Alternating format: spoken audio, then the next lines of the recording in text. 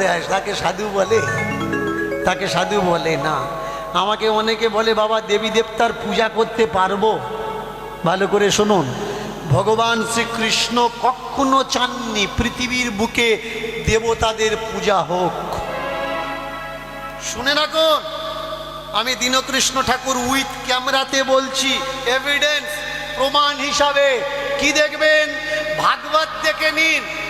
যেদিন পূজা করা আরম্ভ করলেন ভগবান শ্রীকৃষ্ণের পালিত পিতা বসুদেব, কাকে পূজা করছিলেন? দেবরাজ ইন্দ্রকে। কেন? দেবতা পূজা না করলে দেবতারা সন্তুষ্ট হবে না। কিন্তু ভগবান শ্রীকৃষ্ণ ছোট্ট ছেলে, তিনি বললেন বাবা দেবতার কেন পূজা করবো? ইন্দ্র আমাদের জন্য কি করে? কিচ্ছু করে না। দেবতা পূজা নয়, আমরা করব গোবর্ধন পূজা। কেন না? আমাদের গরুগুলো গোবর্ধনের চতুর্দিকে ওই ঘাস খেয়ে তারা বলিষ্ঠ হয়, শরীর স্বাস্থ্য ভালো হয়, তারা বাচ্চা দেয়, তারা দুধ দেয়। গোবর্ধনের কৃপায় আমরা গোবর্ধন মহারাজকে পূজা করব, ইন্দ্রকে পূজা করব না। কিন্তু সেই সত্য আমরা বুঝতে পারলাম না। আমাদের ভারতবর্ষের যে মূল পূজা, এ পূজায় কখনো ব্রাহ্মণ লাগেনি। ভালো করে শুনুন, এই যে মাস চলছে না, এই মাসে কীর্তন দিচ্ছেন না? আর একটা গ্রামে মানুষ কীর্তন দিচ্ছে, বলুন ব্রাহ্মণের প্রয়োজন হচ্ছে? প্রয়োজন হচ্ছে না। এই মাসে পিছলা মাস থেকে ঘাটের সন্ধ্যে দেওয়া হয়, অনেক জায়গায় উঠে গেছে। কুমারী মেয়েরা, ছোট্ট ছোট্ট মেয়েরা ঘাটের ধারে ছোট্ট ঠাকুর ঘর করে তারা 1 মাস সন্ধ্যে দেয়। সন্ধ্যে দিয়ে তারপরে তারা প্রদীপ ভাসায়। এখন এই অনুষ্ঠানগুলো দেখা যায় না, এতে ব্রাহ্মণ লাগে না। আরো অনুষ্ঠান শুনুন, যখন নতুন ধান আমাদের বাড়িতে ওঠে আমরা নবান্ন খেতাম, এখন আর হয় না। নতুন খাওয়া হয় কি? এখন আর নেই। ভাগনা ভাগ্নিকে ডেকে, ভাগনা ভাগ্নিকে ডেকে, পাড়া প্রতিবেশী আত্মীয়দের ডেকে আমরা নূতন খেতাম। সেই নূতন খাওয়ায় ব্রাহ্মণ লাগতো না। কিন্তু আজকের আপনি যে কোনো কাজ করতে যাবেন, আপনার ছেলে হওয়া থেকে আপনার ঠাকুরদা মরা পর্যন্ত ব্রাহ্মণ না হলে হবে না। হাইজ্যাক করে নেওয়া হলো আমাদের অনুষ্ঠানগুলো। সেই অনুষ্ঠানগুলো কেড়ে নিয়ে ব্রাহ্মণ্যবাদী শক্তিতে তারা রূপান্তরিত করে দিল, দিয়ে বলল আমরা মন্ত্র বলবো। কেন? মন্ত্র বললে তোমাদের কল্যাণ হবে। যদি কেউ থেকে থাকেন একটা ব্রাহ্মণ উঠে আমার বলুন, মন্ত্র দিয়ে কল্যাণ হয় কি? মন্ত্র দ্বারা যদি কল্যাণ হতো, এই যে এত বড় সমস্যা পৃথিবীর বুকে এলো করোনা, সেখানে অ্যান্টিভাইরাস তৈরি করা লাগলো কেন? কেন কোনো ব্রাহ্মণ সংগঠন গিয়ে মন্ত্র বলে দেশের মঙ্গল করতে পারলো না? সত্যি কথা এটা, মন্ত্রেতে কিচ্ছু হয় না। তবে হ্যাঁ, চেতনায়, দর্শনে, বিজ্ঞানে অনেক কিছু হয়। দেখবেন আপনার ঘরের ছেলে মেয়ে অসুখ হয়েছে, আপনি ছুটে যাবেন, ওরা বলবে ঘটের জল খা। আর ওদের ছেলে মেয়ের অসুখ হলে তখন MBBS ডাক্তারের কাছে ছোটে, ওরা ঘটের জল খায় না।